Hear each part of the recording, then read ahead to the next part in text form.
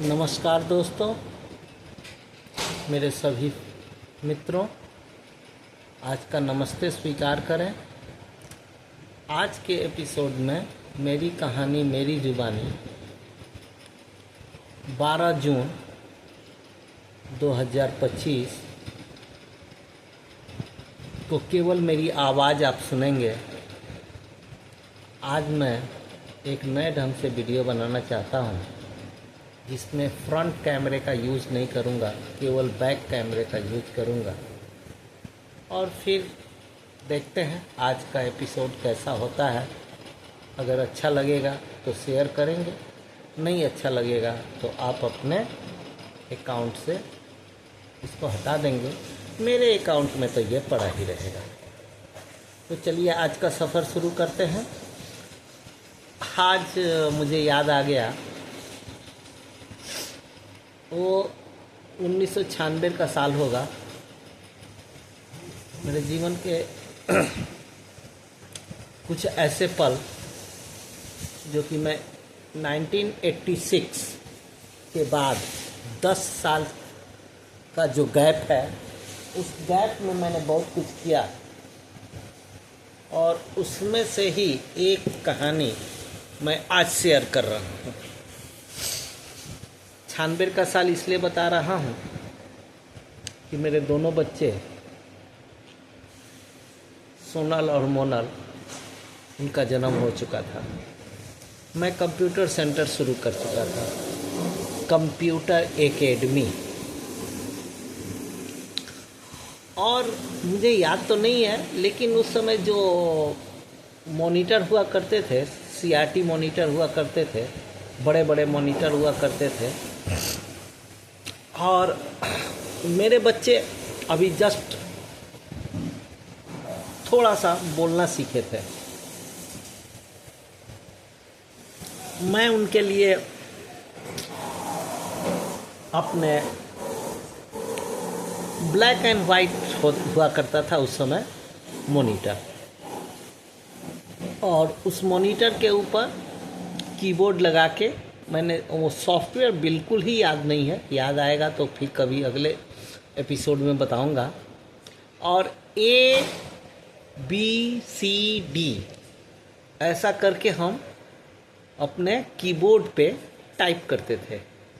और बच्चे हमारे दोनों उस समय मेरे साथ ही मेरे लैब में बैठते थे और वो देखते थे और हंस हंस के ताली बजाते थे। ए आ गया, बी आ गया, सी आ गया। तो अल्फ़ाबेट्स उन लोगों ने स्कूल में तो सीखा ही होगा, लेकिन अपने पापा के कंप्यूटर पे 1996-97 में वो लोग सीखे। 2-2, 3-3 घंटे नीचे बैठते थे, छोटे छोटे थे, एकदम गोलू मोलू। और उस समय मेरे पास बहुत भीड़ रहती थी। जैसा कि एक बार मैंने बताया है कि हिंदी में टाइप करने के लिए मेरे पास 12 बंकी तक से लोग आया करते थे। वो अक्षर नाम का सॉफ्टवेयर हुआ करता था, एकदम वर्ड स्टार के जैसा होता था, केवल उसके अक्षर जो है वो हिंदी में होते थे। सॉफ्टवेयर का नाम भी अक्षर था। और मेरे पिताजी ने बचपन में मुझे संस्कृत, उर्दू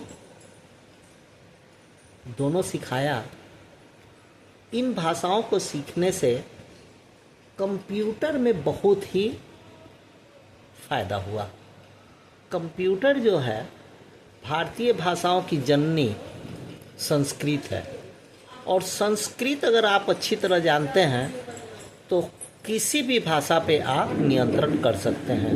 भारतीय भाषा पे, भारतीय भाषा मतलब हिंदी, बांग्ला, असमिया, कन्नड़, तमिल, तेलुगु, मराठी, यहाँ तक कि देवनागरी, मतलब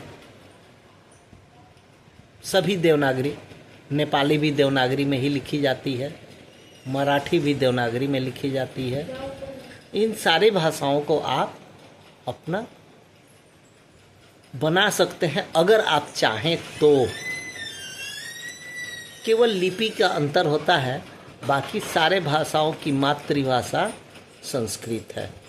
और संस्कृत तो मैंने ऐसे पढ़ी थी जैसे कि बच्चे ABCD पढ़ते हैं, और आज भी मुझे उसके शब्द रूप, उसके बाकी जितने भी चीज़ हैं वो सभी लगभग याद हैं। तो हमारे बच्चे ABCD उसी कंप्यूटर पर सीखे। और जैसा कि हम बताते हैं, घर में कंप्यूटर रहने से और धीरे धीरे हार्डवेयर का विकास होने से वो सारे बच्चे हमारे कंप्यूटर सीखते चले गए। उनको सिखाना नहीं पड़ा, कहीं भी वो किसी भी इंस्टीट्यूट में जाके अलग से कोई कोर्स किए हों, ऐसा नहीं। क्योंकि जब घर में आपके कुछ रहेगा, टाइप करने से लेके प्रिंट निकालने से लेके सब कुछ उन लोग कर लेते थे। छोटे बच्चे 10 साल की उम्र का, जब मेरा छोटा वाला बेटा था तो वो गेम की लालच में 1 घंटा हिंदी सीखा करता था। उसको मैं कहता था कि तुमको गेम खेलना है, लेकिन इतना टाइप कर दोगे तभी तुमको गेम खेलना है। और वो हिंदी में बड़ा एक्सपर्ट हो गया।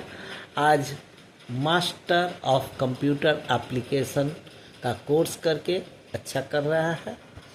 और एक बात बता दूं, AI आजकल आप लोग सुनते होंगे। AI आर्टिफिशियल इंटेलिजेंसी, आर्टिफिशियल मतलब कृत्रिम, इंटेलिजेंसी मतलब आपकी बुद्धि। तो ये कृत्रिम बुद्धिमत्ता एक हिंदी में मेरा टॉपिक है, फेसबुक पर आप उसको देखेंगे। आज से 10 साल पहले मैंने उस लेख को लिखा था। आज आप AI बोल रहे हैं। AI का मतलब क्या होता है? ऐसी चीज़ जो कि आर्टिफिशियल इंटेलिजेंसी को दिखाए। आवाज़ की नकल करना, ये भी एक AI आता है। तोते बड़े आराम से आपकी आवाज़ की नकल कर लिया करते हैं, तो वो एक रूप है AI का। आप अगर किसी भी चीज़ को आसानी से समझने वाली भाषा में अगर उपयोग करेंगे तो कोई भी विषय कठिन नहीं लगेगा। आज के युग में लोग शब्दों को ऐसा तोड़ मरोड़ देते हैं जिसके कारण आप उसे कठिन मानने लगते हैं। मगर मेरी अन्वेषिका भी इसी पे निर्वेश है। और मैं भौतिक विज्ञान पढ़ने वाला छात्र, 1986 से मैंने पुरानी कहानी भी अपनी अपलोड की है यूट्यूब पर। आज की कहानी जो मैं दे रहा हूँ उसमें मैं केवल अपना आवाज़ दे रहा हूँ, मैं अपना फ़ोटो वीडियो नहीं दे रहा हूँ। क्योंकि बहुत सारे लोग मुझे कमेंट कर रहे हैं कि आपका चेहरा देख के मुझे डर लगता है। अब भाई, हमारा चेहरा तो ऐसा ही है, हम तो राजेश खन्ना है नहीं। लेकिन कृत्रिम बुद्धिमत्ता, मैंने एक कहानियों का संग्रह सुना है। प्रेमचंद की कहानी, सीमा विश्वास की कहानी, सुधा जुगरान जी की कहानी। मैं कहानीकार भी नहीं हूँ, लेकिन बचपन में मैंने धर्म युग, साप्ताहिक हिंदुस्तान, ये बहुत पढ़े हैं। धर्मवीर भारती जी जब संपादक हुआ करते थे, धर्मयुग में वो लोगों ने बहुत सारी कहानियों का संग्रह दिया था। एक विमल मित्र जी थे बंगाल के, उनके हिंदी अनुवाद जो आते थे कहानियों के, वो मैंने पढ़ा था। उसी तरह एक पता नहीं किसका लिखा हुआ है, वो केवल मुझे शीर्षक याद है, न्याय की गति। वो एक पुस्तक छपती थी भारत सरकार की प्रकाशन विभाग से। उस किताब में कहानी संकलन में मैंने वो कहानी पढ़ी थी। अभी तो उसका सार याद है और उसका शीर्षक याद है, लेकिन वो जब कहानी अगर हम कहेंगे तो थोड़ा टाइम लग जाएगा। और आज के एपिसोड के लिए मैंने किसी से अनुमति ली है केवल 10 से 12 मिनट का, और ये कब ख़त्म हो जाएगा 10-12 मिनट मुझे पता नहीं चलेगा।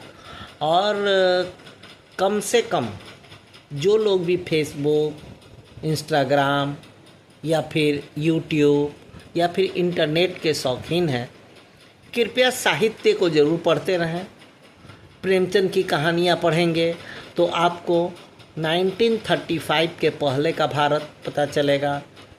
सुधा जुगरान जी का कहानी पढ़ेंगे तो 1954 के बाद की कहानियाँ और उसके बाद के भारत का पता चलेगा। सुधा जी की कहानी पढ़ेंगे तो आपको प्रवासी भारत के लोग कहाँ चले गए, तो लंदन में जाके बस गए, अमेरिका में जाके बस गए, उनकी कहानियाँ आपको समझ में आएंगी। मतलब ये है कि आप अगर साहित्य को पढ़ते हैं, उन पे मनन करते हैं, अगर आप 1 घंटा आधा घंटा रील न देख के आप अगर वो सब पढ़ते हैं तो आपका मानसिक विकास भी होगा, साहित्य के बारे में जानेंगे भी। और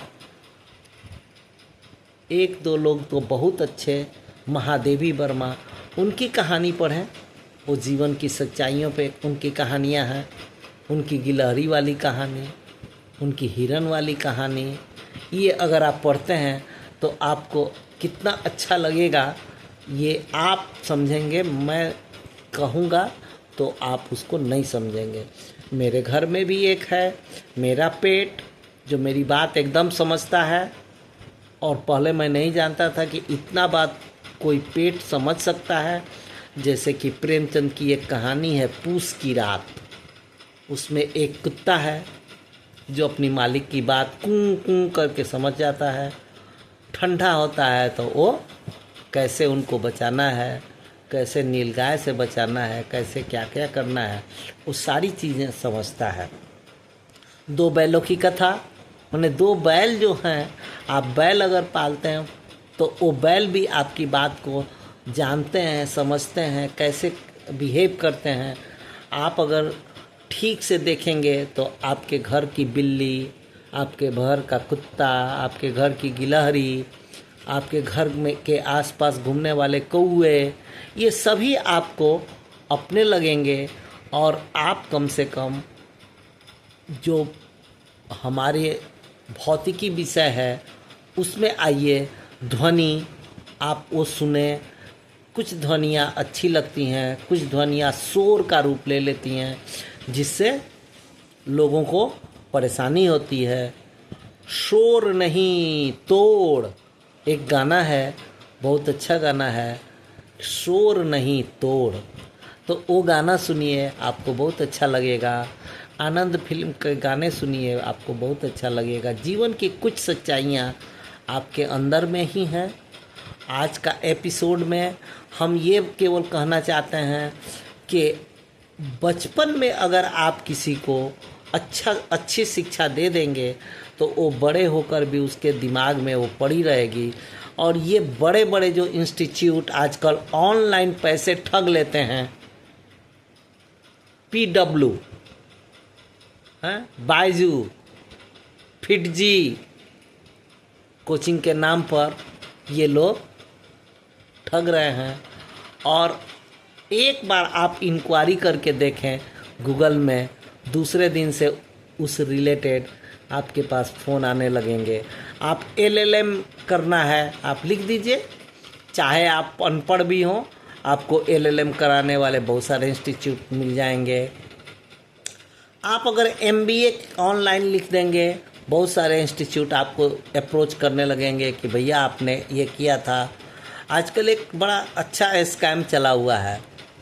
उसमें क्या होता है, एक सज्जन फ़ोन करता है, बोलता है भैया आपके घुटनों में दर्द है, आपने दवा मंगाई थी, उसका यूज़ कर लिया आपने। और वो रैंडमली फ़ोन करते हैं, मतलब उनको नहीं मालूम होता है कि हम किसको फ़ोन कर रहे हैं। एक बार वो सीरीज उठाते हैं और वो फ़ोन कर देते हैं। तो ये बहुत पुराना स्कैम का धंधा है। हम लोग जब छोटे थे तो एक पहेली आती थी, पहेली सुझाओ और रेडियो पाओ। रेडियो के बदले में उसमें पत्थर का टुकड़ा आता था और रेडियो का 50% पैसा आपसे वो ले लेता था। तो इस तरह से बहुत सारे स्कैम हैं। अगर आप सावधान रहेंगे तो बच जाएंगे, नहीं सावधान रहेंगे तो नहीं बचेंगे। तो एआई, आज का टॉपिक एआई तो नहीं है, लेकिन अगले टॉपिक को हम एआई पर केंद्रित करेंगे। आज का टॉपिक वही था कि मेरे पास जो 1996-97 में मेरे बच्चों ने ABCD माने अल्फ़ाबेट्स कंप्यूटर के स्क्रीन पर सीखा था, वो किसी भी जो बुक होते थे ना, उस बुक में नहीं पढ़ा था।